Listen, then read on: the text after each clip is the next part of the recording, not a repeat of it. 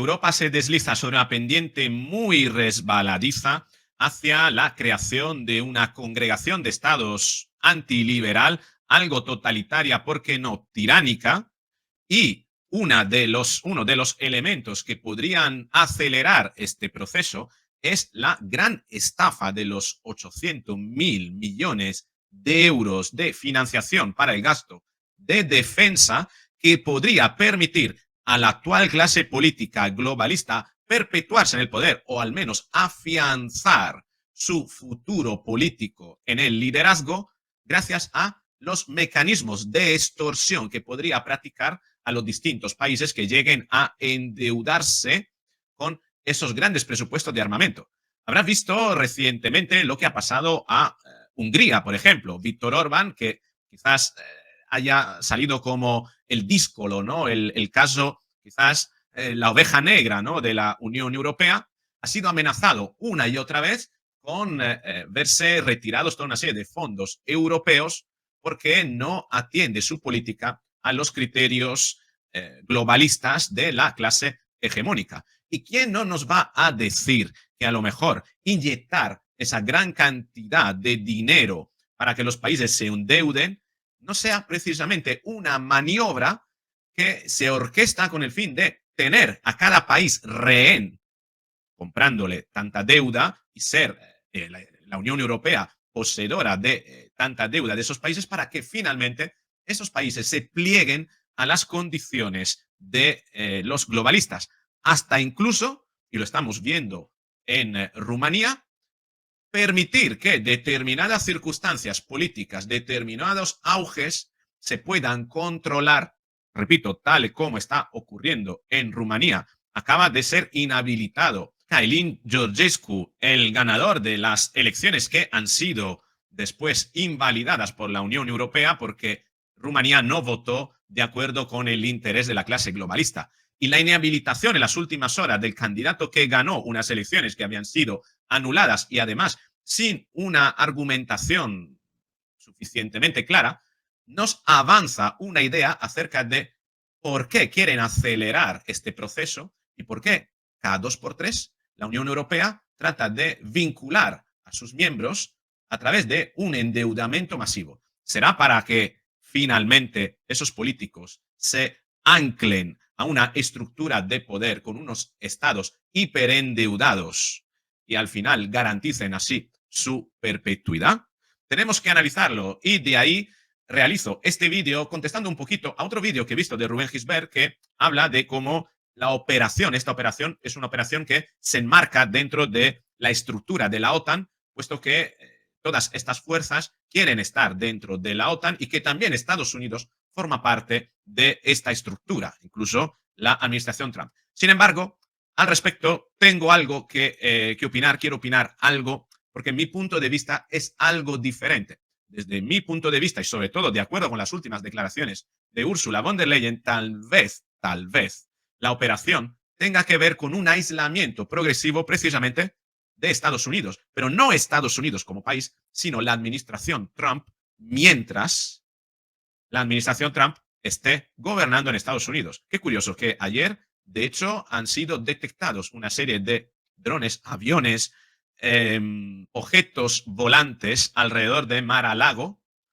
que no se sabe qué es lo que estaban haciendo. Tal vez sigue adelante el plan para eliminar a Donald Trump. ¿Qué opinas? Quédate conmigo en este vídeo porque vamos a analizar precisamente cómo esta gran macroestafa de la Unión Europea recurre a una maniobra de manipulación centrada básicamente en 2 procesos psicológicos: el sesgo de la pendiente resbaladiza y la rusofobia. Así que, sin más dilación, venga, vamos con el vídeo.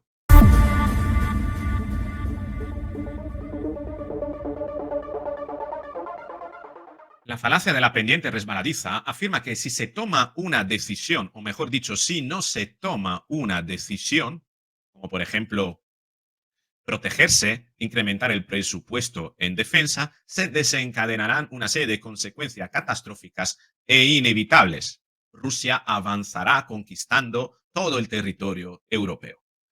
Esta es una manipulación. Este mecanismo de pensamiento que aboga a enseñarte un vaticinar un futuro inevitable que está casi al final de una pendiente resbaladiza por la que uno se está deslizando, hace ver cómo la retórica de la Unión Europea y sobre todo la de Ursula von der Leyen en esos últimos días se ha apresurado precisamente para hacer creer a los europeos que es tan importante invertir en armamento porque si no, precisamente Rusia conquistará el territorio europeo. No sé de dónde sale esa rusofobia, que no deja de ser una xenofobia hacia otro tipo de etnia u otro tipo de personas pertenecientes a un determinado país. Ursula von der Leyen dirá que no tiene nada que ver con los rusos, que ella no odia a los rusos, sino que es una cuestión meramente de una sola persona en Rusia, que es Vladimir Putin. Pero no seamos tontos. Vladimir Putin tiene más del 50% de consenso, algunos dicen un 80% del consenso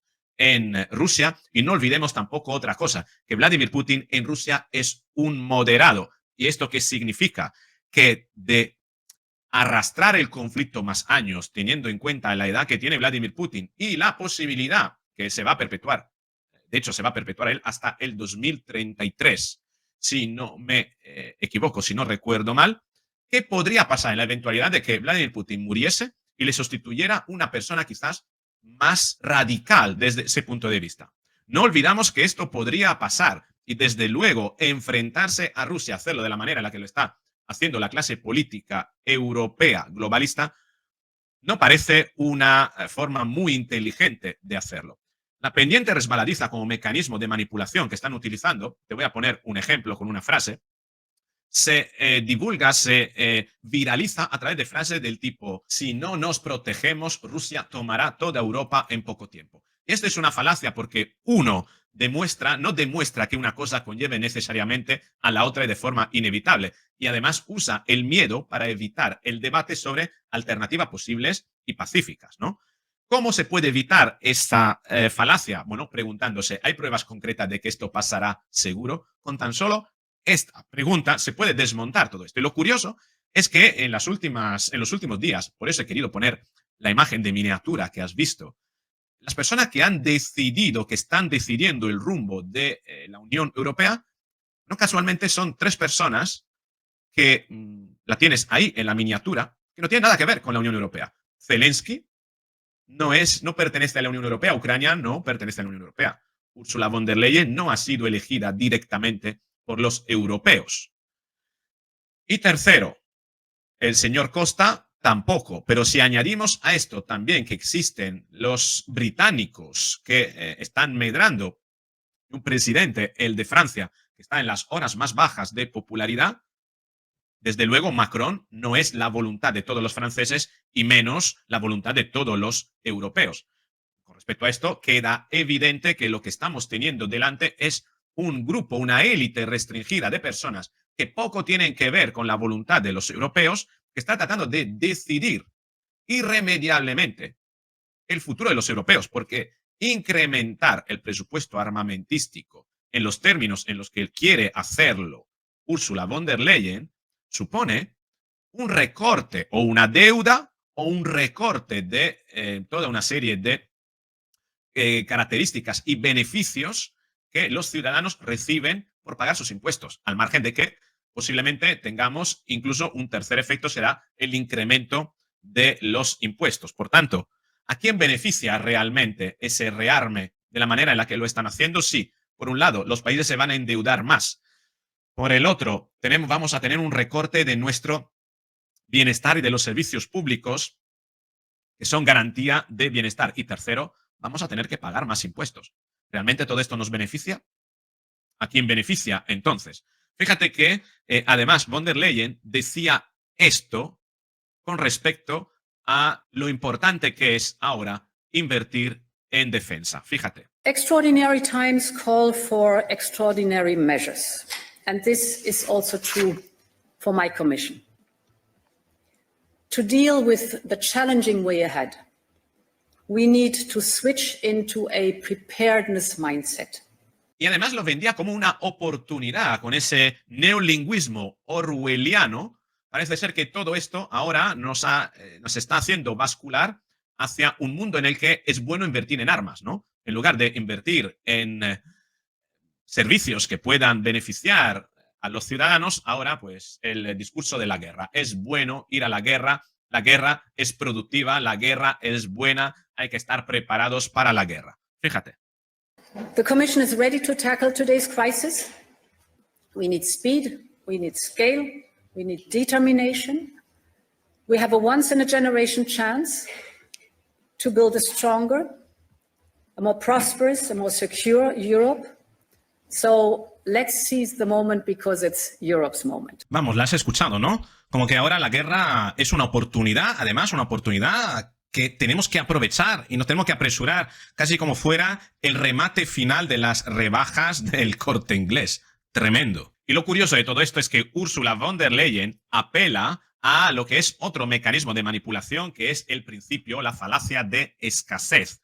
Apela a la urgencia necesaria para rearmarse antes de que sea muy tarde.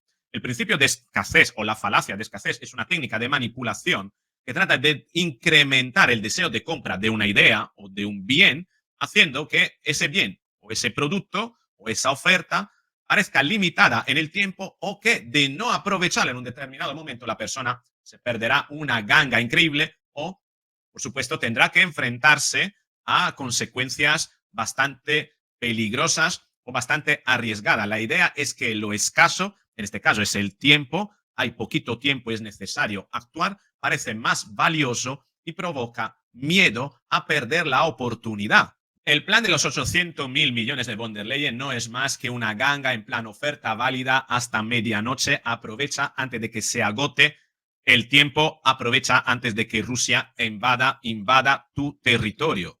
Esta manipulación es particularmente eficaz porque hace palanca en el miedo a perder. Los seres humanos sentimos más dolor por perder algo que placer por ganarlo. Es curioso, ¿no? Y genera una sensación de urgencia, nos lleva a decidir rápido y por tanto activa la amígdala en el cerebro, que es el centro del comportamiento impulsivo. Nos quieren meter en la urgencia, crear la sensación de urgencia para que actuemos de manera impulsiva, para que hagamos la compra impulsiva, le compremos el relato. Pero no hay que olvidar que esa gran cantidad de dinero es una auténtica barbaridad. Hoy en Negocios TV, el ex embajador Ignacio García Valdecasas decía esto al respecto del presupuesto, de que, primero, von der Leyen no se va a quedar en el 2%, sino que pasará al 3%. Y la idea es llegar al 5% sobre el Producto Interior Bruto. Y hablaba de que, para que tengamos una idea de lo que supone este dinero, esta inversión o ese gasto, España, cuando el año en el que más recibió dinero de la Unión Europea, al principio, cuando no era un país de primera y recibía dinero y ayuda, bueno, ahora tampoco lo es. Otra vez es un país, ¿no?, de los receptores, ¿no?, de presupuestos. En el 2003, el dinero que recibía de España, mejor te lo dice Valdecasas, escucha. Quiere el 3%. Es un escándalo. Para mí es un escándalo. Yo creo que es el mayor escándalo de los últimos años. Quieren que poco a poco lleguemos al 5% del PIB. Al que no llega ni Estados Unidos ahora mismo. Al que no llega a Estados Unidos ahora mismo. El 5% es una cifra astronómica. Para que la audiencia la ponga en situación, debemos recordar que España durante 30 años recibió grandes cantidades de ayuda de la Unión Europea. El año que más recibió fue el año 2003 y fue el 1% de nuestro PIB. El 1%, es decir, que nosotros nos gastaríamos, si subimos al 5%, 5 veces más de lo que nos dio la Unión Europea el año que más nos dio. Pero es que el presupuesto de la Unión Europea, todo incluido, política agrícola común, investigación, relaciones exteriores, ayuda, cooperación, funcionamiento, todo, es el 1,25% del PIB sumado de los 27 Estados miembros. De manera que si subimos al 5% de defensa vamos a gastar 4 veces más en armamento que lo que estamos gastando en conjunto en la Unión Europea. ¿Y a dónde iría ese dinero? Pues si subimos al 3, 4, 5%, va a ir a donde ha ido el dinero que hemos gastado. El 75% del armamento que hemos enviado a Ucrania ha terminado en la industria del armamento norteamericana. Y además todo esto basado en una retórica, la retórica de la rusofobia, es decir, hay que, de alguna manera, protegerse de los rusos que son muy malos. La cuestión aquí es que, otra vez, Valdecasas hablaba de la comparación presupuestaria en defensa entre Unión Europea y Rusia. Con este incremento la Unión Europea llegaría a cuadruplicar, ojo, cuadruplicar el presupuesto que le destina a Rusia a su armamento, a su gasto en defensa. Y entonces, claro, aquí debemos preguntarnos si, fíjate lo que decía. Y claro, aquí tenemos que preguntarnos si al final es Europa que se arma hasta los dientes, cuadruplicando el presupuesto de defensa con respecto a Rusia. Al final, ¿quién es el agresor? ¿O quién podría revestir el rol de agresor en un futuro?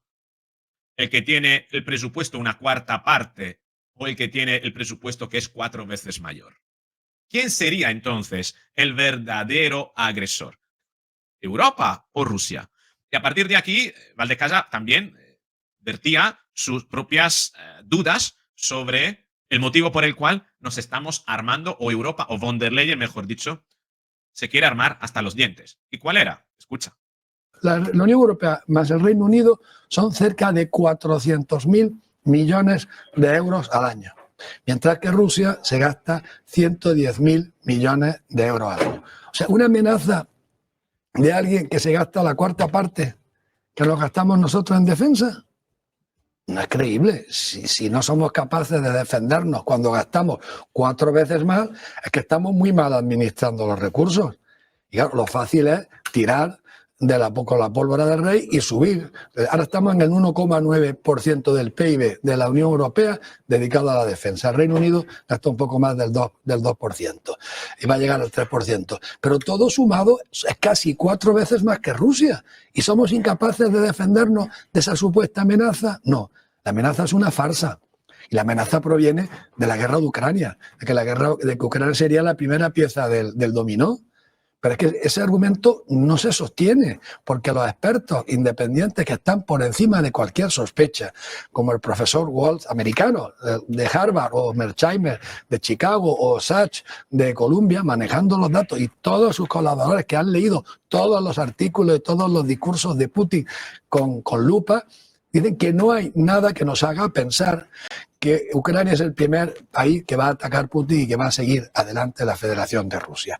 Y ya está, todo el mundo sabe que la guerra se fue, porque lo ha dicho hasta Trump últimamente, y lo dijo Stoltenberg 2 veces en público, que la guerra empezó por la insistencia en que Ucrania fuera miembro de la OTAN, algo que no podía aceptar Rusia porque lo considera una amenaza existencial, exactamente igual que Kennedy y Estados Unidos consideraron una amenaza existencial que hubiera bases soviéticas en la isla de Cuba y que hubiera una alianza militar entre Cuba y la Unión Soviética. Entonces, es una farsa. Cualquiera podría decirnos que el motivo de todo esto podría ser endeudar a los países europeos con el fin de tenerlos rehenes. ¿Rehenes para qué? Para que en la eventualidad de darse gobiernos como el de Orbán o el de Meloni o el posible gobierno que se podría crear en Rumanía, entonces la Unión Europea pueda actuar de oficio teniendo un elemento con el que extorsionar a esos gobiernos en la eventualidad de que muestren unas políticas o ejerzan un rol, por así decirlo, excesivamente fiscalizador de la clase política europea. De hecho, Ursula von der Leyen y los globalistas europeos no son nuevos en esta estrategia. Fíjate lo que decían del resultado electoral de Meloni en Italia. Veremos el resultado de las elecciones en Italia. Si las cosas salen en una dirección difícil, tenemos herramientas, como el caso de Polonia y Hungría. Después pasó lo de Alemania y ahora pues está pasando lo de Rumanía.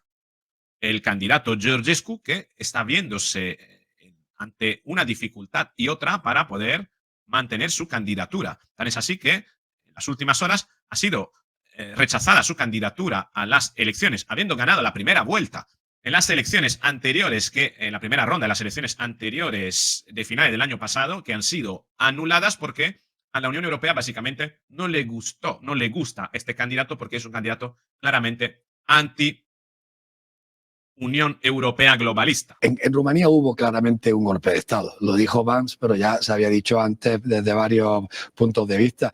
Hasta la que perdió la primera vuelta, la candidata que quedó en segundo lugar protestó contra la suspensión y la anulación de las elecciones, porque las tomó el Tribunal Supremo sobre la base de unas pruebas que habían presentado los servicios de inteligencia rumanos que no se hicieron públicas. Y además, las acusaciones no son de injerencia en el proceso electoral, que el proceso electoral nadie lo ha objetado, sino injerencia en la decisión del voto, es decir, influencia. Y claro, cada vez que las fuerzas políticas extranjeras, todas influyen. Influye la Comisión cuando dice que hay que hacer esto, que hay que seguir la energía verde, la lucha contra el cambio climático. Son influencias. Cuando Vance visita a la candidata alternativa para Alemania, es una influencia, pero no se acusó nunca de que hubiera una injerencia en el proceso electoral. Y la decisión de que viola las leyes electorales sin dar exactamente una precisión de cuáles son las violaciones, qué leyes y qué apartado o artículos de esas leyes, pues si no lo aclara, pues quiere decir que es la segunda parte del mismo golpe de Estado. El caso más evidente, desde luego, es el de Víctor Orbán. Otra cuenta en X decía: ayer Víctor Orbán en Hungría, hoy Georgescu en Rumanía, mañana Abascal. En democracia no se ilegaliza a la oposición. Y decía bruja, ¿no?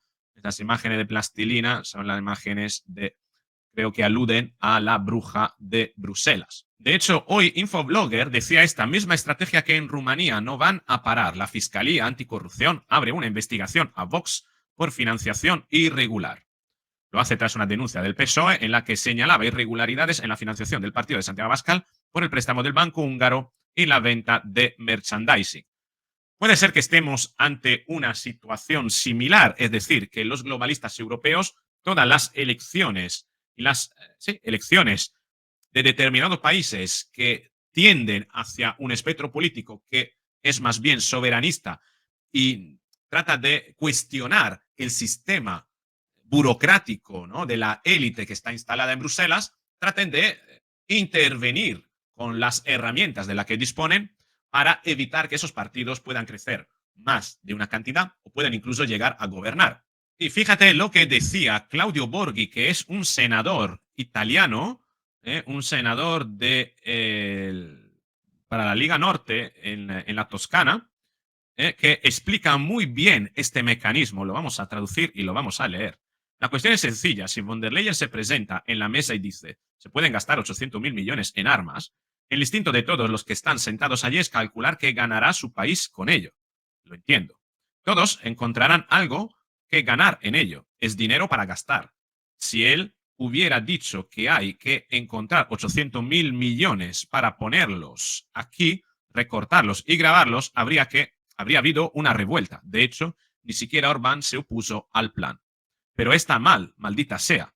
Debería ser una oportunidad para dar la vuelta a la situación y denunciar que es claramente la mayor negación de la democracia en la historia, porque esconde una arbitrariedad absoluta bajo el disfraz de la democracia y la colegialidad, sin siquiera el coraje de decir las cosas como son abiertamente.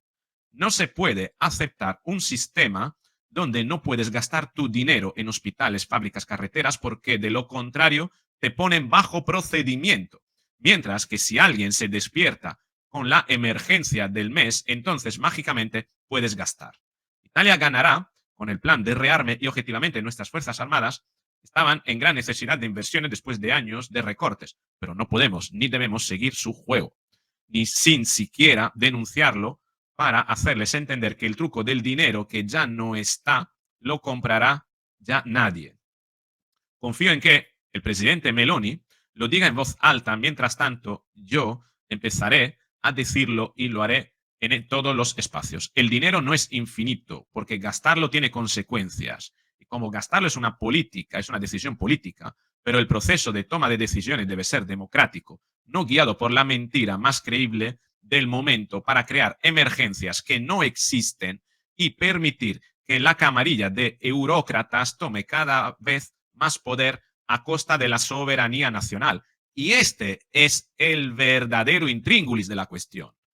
Endeudar a los países para después tenerlos rehenes en un secuestro financiero. La emergencia griega, la emergencia climática, la emergencia del COVID, la emergencia verde, ahora la emergencia rusa. Pero basta, eso es realmente suficiente. Una vez el truco está ahí y no lo puedes ver, pero la quinta vez incluso los niños comprenden que la mujer no está siendo realmente cortada en dos por el mago.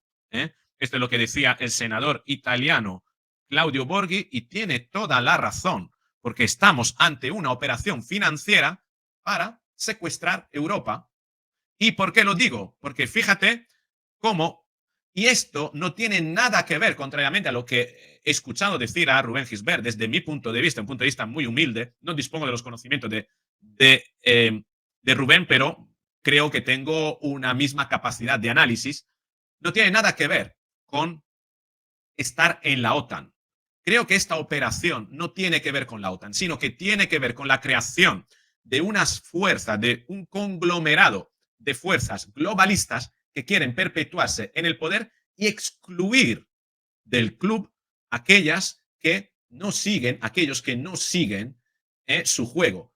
Y aquellos que una vez están dentro del club y quieren levantar su voz, tenerlos de rehén, comprando, teniendo toda su deuda para que le resulte prácticamente, como sucede en las organizaciones mafiosas, le resulte prácticamente imposible salirse de la familia porque está endeudado hasta los huesos y la familia se cobraría bien cara su venganza en la eventualidad de alguna traición. Y Donald Trump posiblemente haya sido uno de los que ha traicionado para esa élite globalista, ha tomado Estados Unidos y se ha quitado del medio. ¿Y por qué lo digo? Porque fíjate lo que decía Ursula von der Leyen apelando a un plan, a una OTAN prácticamente sin Estados Unidos. ¿Cómo puede existir una OTAN sin Estados Unidos? El mismo Rubén Gisbert lo decía. La OTAN no tiene sentido si no está Estados Unidos. Pero también es cierto que, tal como lo refleja Ursula von der Leyen, deja claro, desde mi punto de vista, que no estamos ante una operación dentro del marco de la OTAN, sino que estamos ante una operación para, de esta manera, arrinconar a la administración Trump para que Estados Unidos, mientras tenga una administración soberanista, esté excluida del club. Fíjate lo que decía Ursula von der Leyen. Consequently, this week brought unanimous support for Rearm Europe. You're familiar with the 800 billion package for defense. And that is historic. This can be the foundation of a European defense union. We will drive the Rearm Europe plan forward with full force. The idea behind it is we must unleash the full potential in the face of concrete threats. And if we can team up with other like-minded countries, such as the UK or Norway or Canada, the potential is even greater. Uy, qué curioso. La presidenta de la Unión Europea que habla de Europa y luego pone en el bote Canadá y Reino Unido. Reino Unido que acaba de marcharse, acaba de hacer el Brexit. Y ahora, ¿cómo que el Reino Unido vuelve la puerta de atrás con Europa? ¿Y por qué Canadá? Ah, claro. ¿Quién gobierna en el Reino Unido? ¿Quién gobierna en Canadá? Fuerzas globalistas. Y estas frases de Ursula von der Leyen le delatan en su real interés, que no es a favor de una Unión Europea, sino que es a favor de unas fuerzas globalistas. A Ursula von der Leyen no le interesa la Unión Europea, le interesa mantener un eje estratégico de las fuerzas globalistas para que se mantengan hegemónicas en Occidente.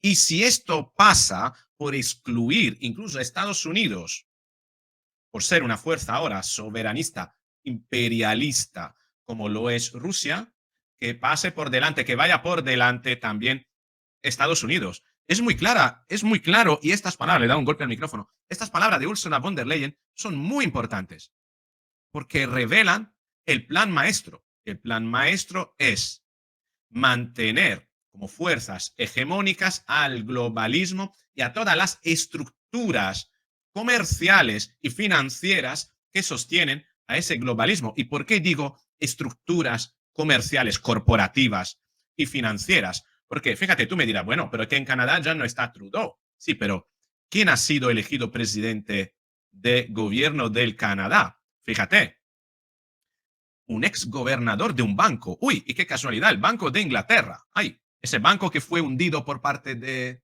un tal George Soros, que lo llevó a la bancarrota con una operación financiera.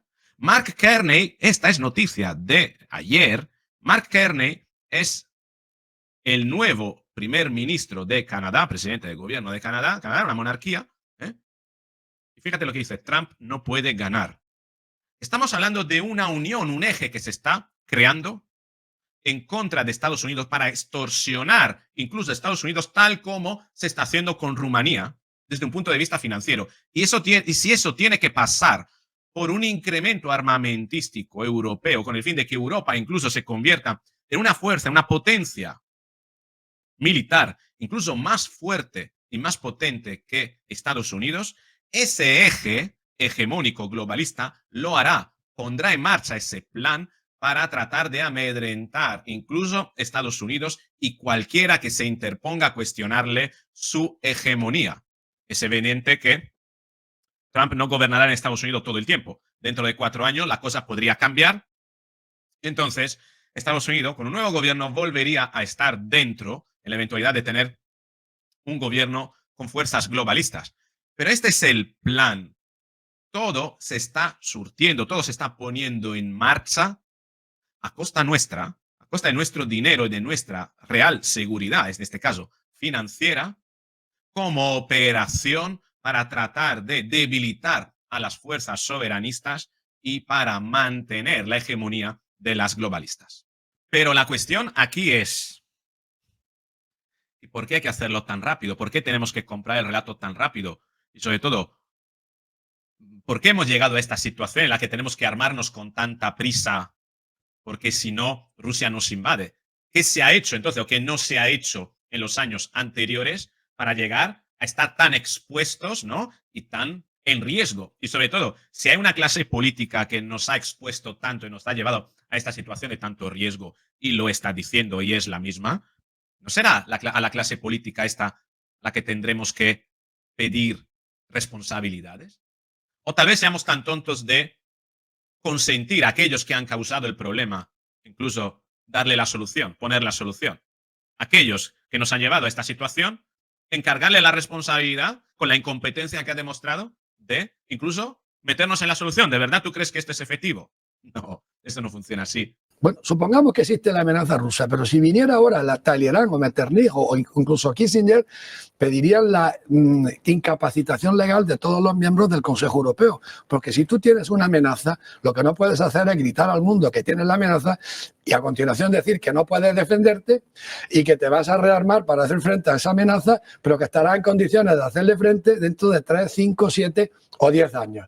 Es decir, estás abriendo todas tus cartas. Si crees de verdad que hay una amenaza, no actúas de esa manera, actúas de una manera un poco más inteligente para ir tomando las medidas necesarias para hacer frente a esa amenaza. La amenaza es un simple engañabobos para justificar ante la opinión pública la subida del PIB que se va a dedicar a defensa. Y lo que está pasando en Rumanía es la mera demostración. Fíjate, ¿no? Cristina Martín lo que decía. Te presentas a unas elecciones generales y las ganas. Anulan las elecciones para que no puedas gobernar. Te presentas a las nuevas elecciones y no te lo permiten. No vaya a ser que vuelvas a ganar. En la Unión Europea de los globócratas, lo llama así, lo llaman democracia. Y eso es muy peligroso porque tan es así, fíjate como The Huffington Post tilda, porque luego todas estas fuerzas tienen periódicos a su favor, ultraderechista, ¿no? La Comisión Electoral invalida la candidatura ultraderechista. Una candidatura que no se sabe por qué ha sido anulada. No se tiene información. No se ha, por mucho que se ha tratado de buscar información, expertos lo han dicho hoy.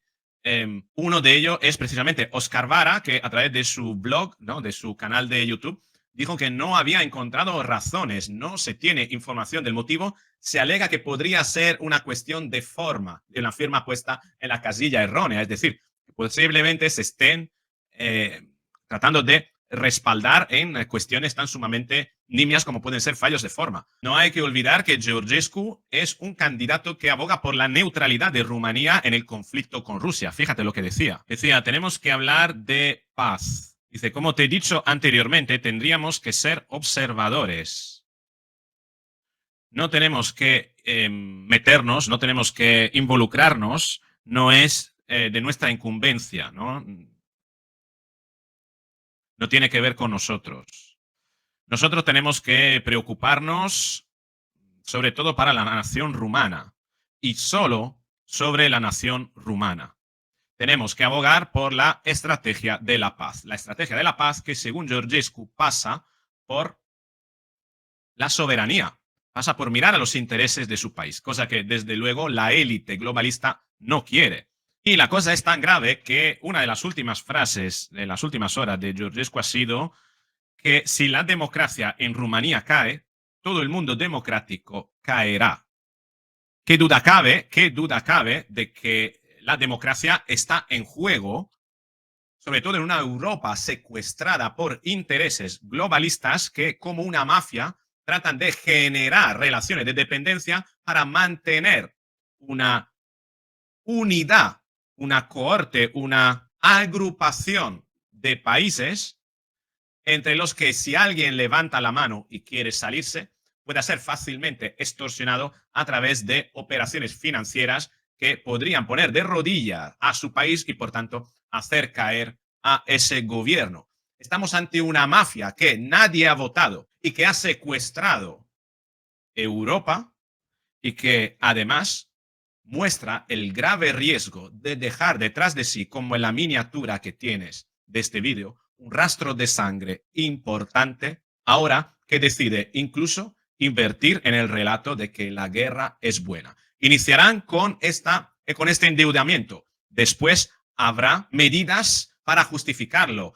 Volverá la mili. Los países no podrán rechazar esa normativa o esa directriz, esa ordenanza de la Unión Europea, y cuando alguien tendrá que sonar la corneta para mandar a un grupo de jóvenes europeos al frente, ya los países estarán y los gobiernos estarán tan secuestrados y extorsionados que no podrán rechazar y no se podrán echar para atrás. Estamos realmente ante una situación, un momento histórico muy importante. La situación es grave y tenemos que frenarlo cuanto antes. Pero para ello, primero, es ser conscientes de lo que está ocurriendo. Y espero que este vídeo te haya mostrado todos los elementos para tener más claro lo que está ocurriendo. Por eso te pido que le des un me gusta para que YouTube lo muestre a más personas. Segundo, que lo compartas con más personas y que comentes, que escribas tu opinión. Escribe qué te ha hecho sentir ser consciente de todas estas cuestiones, si estás de acuerdo, si estás viendo lo mismo o si lo ves de otra manera. Y si lo ves de otra manera, por favor,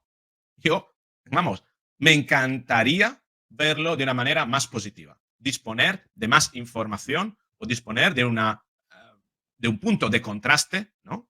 Que a lo mejor me haga creer un poquito más, me haga pensar más en positivo y me quite tantas preocupaciones como las que tengo, teniendo en cuenta que tengo un hijo de 14 años y que en 4 años podríamos estar en una situación bastante difícil y, desde luego, no me gustaría que fuera al frente y que tuviera que exponerse ante situaciones a las que yo ni siquiera me he tenido que exponer en mi vida.